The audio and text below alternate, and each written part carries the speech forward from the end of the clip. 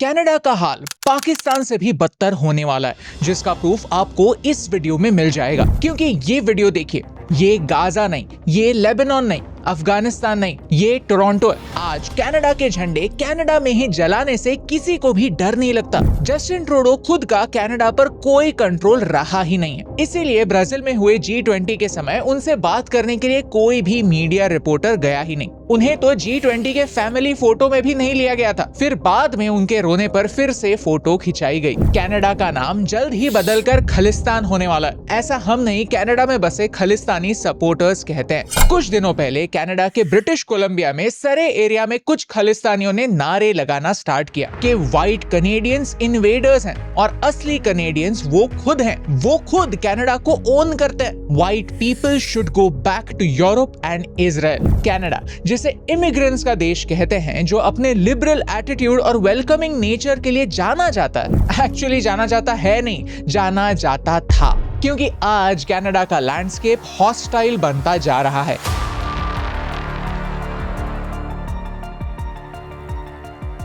Canada का हाल ऐसे हुआ कैसे? Why is Canada home to Khalistanis? हमने भारत का ये डिफेंस पेपर एनालाइज किया और इसमें 3 मेन रीजन सामने आए। क्या है ये रीजंस? चलिए समझते हैं आज के इस वीडियो में।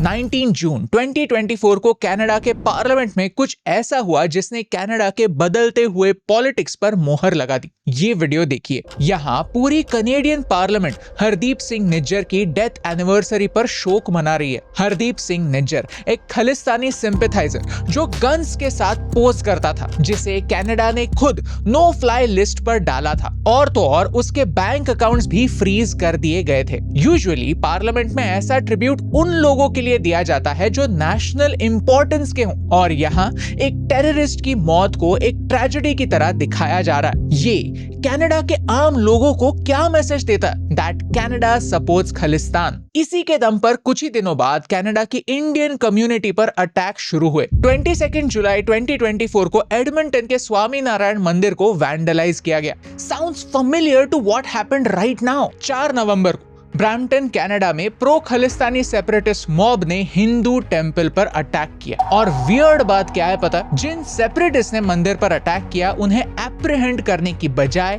टेंपल डिवोटीज को ही अरेस्ट कर दिया गया था। उन प्रो खालिस्तानी सेपरेटिस्ट में खुद लोकल पील पुलिस का एक ऑफिसर भी शामिल था। बट बाय नाउ आपको कनेडियन पुलिस का रिकॉर्ड तो पता ही होगा, तो उसे क्लीन चिट दे दी गई। This is really problematic. Canada India के कंसर्न्स को इग्नोर करता है ही, साथ ही साथ कनाडा में रहने वाले इंडियन ओरिजिन लोगों की सेफ्टी को भी इग्नोर करता है, as if those people just don't matter to them. Of course, unless they are Khalistanis. Canada के पॉलिटिक्स को समझे तो कनाडा में 3 मेजर पॉलिटिकल पार्टीज हैं, लिबरल पार्टी, कंजर्वेटिव पार्टी और न्यू डेमोक्रेटिक पार्टी। इन तीनों पार्टीज ने time and time again Bharat को धोखा दिया है और खालिस्तान को सपोर्ट किया। But what is the logic? चलिए रिवाइंड करते हैं। एक जमाना था जब कनाडा और भारत के रिलेशंस काफी अच्छे हुआ करते थे। बात है 1954 की, जब भाभा एटॉमिक रिसर्च सेंटर के लिए कनाडा ने सीरियस यानी Canada India reactor utility services नाम का एक रिएक्टर दिया था। यूएस, कनाडा और भारत के बीच अग्रीमेंट ऐसी थी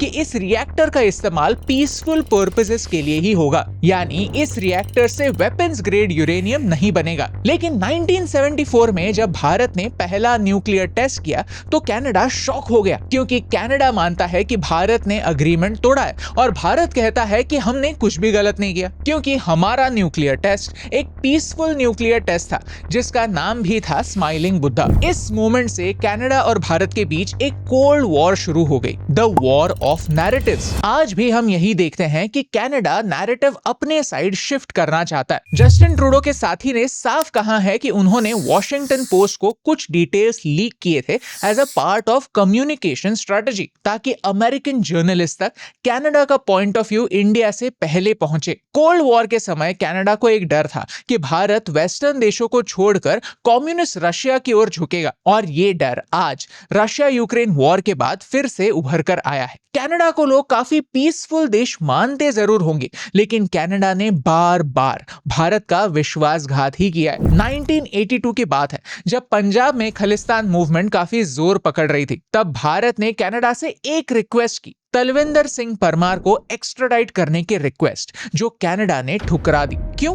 क्योंकि भारत क्वीन ऑफ इंग्लैंड को हेड ऑफ स्टेट नहीं मानता था, तो कनाडा को भारत से कोऑपरेट करने की कोई जरूरत नहीं थी। ऐसा कनाडा का लॉजिक था। कोइंसिडेंस ये है कि तब कनाडा के पीएम थे जस्टिन ट्रूडो के पिता पियर ट्रूडो, यानी भारत को दगा देना ट्रूडो खानदान के खून में ही है। इस निग्लेक्ट की वजह से आगे जाकर 1985 में कनिष्क बॉम्बिंग्स हुए, जिन्हें हमने इस वीडियो में एक्सप्लेन किया है। ये 9/11 के पहले का सबसे बड़ा एविएशन अटैक था। लेकिन जिस तरह से 9/11 की बात होती है, उस तरह से कनिष्क बॉम्बिंग्स की बात कभी होती ही नहीं। और तो और कनाडा अपनी इन्वेस्टिगेशन पूरी भी नहीं करता। तारा सिंह हेयर की स्टोरी सुनाता हूँ। वो एक सिख कनेडियन जर्नलिस्ट थे जो खालिस्तानी एक्सट्रीमिज्म और वायलेंस के अगेंस्ट बोलते थे। उनके पंजाबी न्यूज़पेपर का उपयोग कनिष्क बॉम्बिंग्स के लिए रिस्पॉन्सिबल वायलेंट गैंग्स को एक्सपोज करने के लिए करते थे। इनफैक्ट वो विटनेस बनने वाले थे और अथॉरिटीज की इन्वेस्टिगेशन में मदद भी करने वाले थे। लेकिन उनके ऊपर 1988 में एक असैसिनेशन अटेम्प्ट हुआ था, विच लेफ्ट हिम पैरालाइज्ड। इससे ये साफ झलकता है कि जो भी सच वो जानते थे, वो खालिस्तानी सेपरेटिस्ट नहीं चाहते थे कि दुनिया के सामने आए। इतना सब होने के बाद भी सरप्राइजिंग बात यह है कि 1998 में जब वो अपनी गाड़ी से व्हील चेयर में शिफ्ट हो रहे थे, तब उन पर फिर से अटैक हुआ, and this time it was fatal. And do you know the worst part? Canada ने कल्प्रिट्स को कभी भी पकड़ा ही नहीं। इनफैक्ट पुलिस ने इन्वेस्टिगेशन के कई पॉइंट्स कंसिडर तक नहीं किए। इस वॉर ऑफ नैरेटिव के चलते हर इंडियन की रिस्पॉन्सिबिलिटी बनती है कि हम इंडिया का पर्सपेक्टिव बार बार दुनिया तक पहुंचाए। So if you agree with me, उस लाइक बटन पर क्लिक कर दीजिए और इस वीडियो को व्हाट्सएप ग्रुप्स में शेयर जरूर कीजिए। कनाडा खालिस्तान का नया घर क्यों है? सेकेंड रीजन है वोट बैंक पॉलिटिक्स। पिछले साल जब जस्टिन ट्रूडो ने निज्जर के मर्डर में इंडियन गवर्नमेंट को रिस्पॉन्सिबल माना, तो पहले उनकी ऑपोजिशन कंजर्वेटिव पार्टी ने उन्हें अपोज तो किया, लेकिन आगे जाकर उन्होंने भी निज्जर को और खालिस्तानी सिंपैथाइजर्स को सपोर्ट करना स्टार्ट किया। यहाँ तक इस साल दिवाली सेलिब्रेशंस भी कैंसिल कर दिए थे। यानी आने वाले इलेक्शन से पहले दोनों पार्टीज जितना हो सके खालिस्तानी सिंपैथाइजर्स का सपोर्ट चाहता है। जब 2015 में ट्रूडो की सरकार चुनकर आई, तो उनकी पार्लियामेंट में 18 सिख मेंबर्स थे। आगे जाकर उनके सपोर्ट को बरकरार रखने के लिए लिबरल पार्टी की सरकार ने 2017 में 1984 के एंटी सिख राइट्स को जेनोसाइड घोषित किया। लेकिन ये स्टांस कितना जेन्युइन था पता नहीं, क्योंकि लिबरल पार्टी अगर एक स्टेप अपने सिख वोटर्स को खुश करने के लिए करती है, तो इमीडिएटली दूसरी स्टेप ऑपोजिट डायरेक्शन में उन्हें हर्ट करने के लिए ले ही लेती है। Let me give you an example. 2018 में कनाडा की खुद की मिनिस्ट्री ऑफ पब्लिक सेफ्टी ने एक रिपोर्ट निकाला। इस रिपोर्ट का नाम था public report on the terrorist threat to Canada. यहाँ उन्होंने एक गलती की, उन्होंने सिख एक्सट्रीमिज्म को कनाडा की सिक्योरिटी के लिए थ्रेट माना। यहाँ उन्हें स्पेसिफाई करना जरूरी था कि सिख थ्रेट नहीं, खालिस्तानी थ्रेट कनाडा की सिक्योरिटी के लिए डेंजरस है, क्योंकि यही एक्सट्रीमिस्ट और ससेशनिस्ट माइंडसेट आज कनाडा में इंस्टेबिलिटी ला रहा है। वैसी ही इंस्टेबिलिटी जो पाकिस्तान में है। कनाडा ने पूरी की पूरी सिख कम्युनिटी को विलेन बना दिया। इसकी वजह से कनाडा को बड़ा बैकलैश मिला, और वो भी इतना कि उन्हें ये रिपोर्ट पीछे लेनी पड़ी, रिवाइज करनी पड़ी और नई रिपोर्ट पब्लिश करनी पड़ी। लेट मी टेल यू, यही सेम पैटर्न सिर्फ ट्रूडो की लिबरल पार्टी नहीं, कंजर्वेटिव पार्टी भी फॉलो करती है। फरवरी 2018 में कनाडा के हाउस ऑफ कॉमन्स में कंजर्वेटिव पार्टी ने एक मोशन इंट्रोड्यूस किया, जहां उन्होंने कनाडा में बढ़ते खालिस्तानी एक्सट्रीमिज्म के बारे में बात की। साथ ही साथ उन्होंने एक यूनाइटेड इंडिया की बात की। यहाँ भी उन्होंने कनाडा के लिए सिख लोग कितने इंपॉर्टेंट है ये कहा जरूर, लेकिन यूनाइटेड इंडिया की बात करने पर उन्हें खालिस्तानी सिंपैथाइजर ऑर्गेनाइजेशन से बैकलैश मिला, और फिर उन्हें हाउस ऑफ कॉमन्स में ये मोशन ड्रॉप करना पड़ा। ये दोनों इंसिडेंसेस हमें क्या समझाते हैं कि पार्टी कोई भी हो, लिबरल या कंजर्वेटिव, एक टाइट इलेक्शन में कोई भी किसी खालिस्तानी सपोर्टर को दुखी नहीं करना चाहता। एक्सट्रीमिज्म को कंट्रोल करने के बजाय वो वोट बैंक पॉलिटिक्स के लिए अपने देश की सिक्योरिटी को कॉम्प्रोमाइज कर रहे हैं। This is peak Pakistan like behaviour. जहां सत्ता में कोई भी हो, कंट्रोल मिलिट्री का होता है, वैसे ही कनाडा एक ऐसा देश बनता जा रहा है जहां सत्ता में कोई भी आ जाए, कंट्रोल एक्सट्रीमिस्ट एलिमेंट्स का होगा। क्योंकि अगर वो अपने खुद के लोगों के लिए खालिस्तानी लोगों को बिहेव करने के लिए फोर्स नहीं कर सकते तो वो अपने देश को संभाल नहीं सकते। तीसरा और आखिरी पॉइंट है फ्रीडम ऑफ स्पीच। कनाडा के शब्दों में freedom of expression is at the core of human individuality and is one of the essential foundations of a safe and prosperous society. शुद्ध हिंदी में अभिव्यक्ति की स्वतंत्रता मानव व्यक्तित्व के मूल में है। यहाँ कनाडा मानता है कि मीडिया फ्री होना जरूरी है। इसी बेसिस पर पिछले साल जब इंदिरा गांधी जी की हत्या को सेलिब्रेट किया गया तो कनाडा ने उस पर कोई इन्वेस्टिगेशन नहीं की, कोई कार्रवाई नहीं की, किसी को भी जेल नहीं भेजा, क्योंकि फ्रीडम ऑफ स्पीच है ना। लेकिन कभी कभार ये फ्रीडम ऑफ स्पीच कन्वीनियंटली गायब हो जाता है। ऑस्ट्रेलिया टुडे नाम के एक न्यूज आउटलेट को बैन कर दिया गया था जब उन्होंने एस जयशंकर जी का इंटरव्यू चलाया था। ये हिपोक्रेसी ही है। ऑफ कोर्स बाद में कनाडा ने ये क्लैरिफाई किया भी कि ब्लॉक मेटा ने किया था, ना कि कनाडा की सरकार ने। लेकिन कनाडा ने रूल्स ही कुछ इस तरह बनाए हैं कि उनका प्रोपेगेंडा चालू रहे,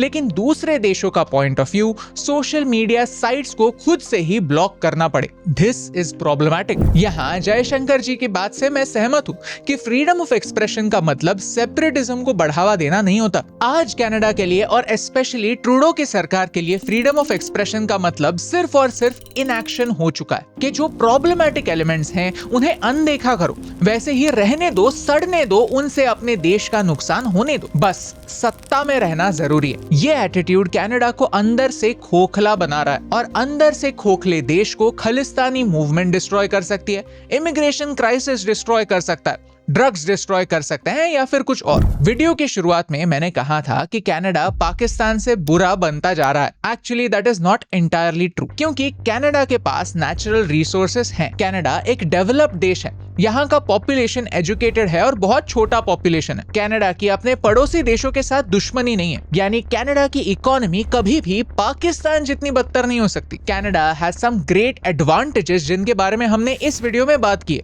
लेकिन फिर भी जब वीक लीडरशिप की बात होती है, वोट बैंक पॉलिटिक्स की बात होती है, एक्सट्रीमिज्म को बढ़ावा देने की बात होती है, तब कनाडा वही सेम टेंडेंसीज दिखाता है जो हमारा फ्रेंडली नेबर पाकिस्तान दिखाता है। बिकॉज जैसे पाकिस्तान के लीडर्स सिर्फ और सिर्फ इंडिया को डिस्ट्रॉय करने पर फोकस करते हैं, कनाडा भी उसी राह पर चल चुका है और इस राह पर चलते चलते अपने खुद के प्रॉब्लम्स को इग्नोर कर रहा है। That's the bottom line. अक्सर जो लोग फॉरेन देशों में रहते हैं वो सिर्फ वहां की एक साइड ही दिखाते हैं, लेकिन ये दूसरी साइड भी दुनिया तक पहुंचना इंपॉर्टेंट है ताकि हम ये समझ पाए कि कोई भी देश परफेक्ट नहीं होता। कनाडा परफेक्ट नहीं है, लेकिन कनाडा की लीडरशिप परफेक्ट होने का दावा करती है, एक ऐसा प्रॉमिस जो इतना बड़ा झूठ है कि कनेडियंस भी इससे तंग आ चुके हैं। और यही इंपॉर्टेंट बात आप तक पहुंचाने से मुझे फर्क पड़ता है।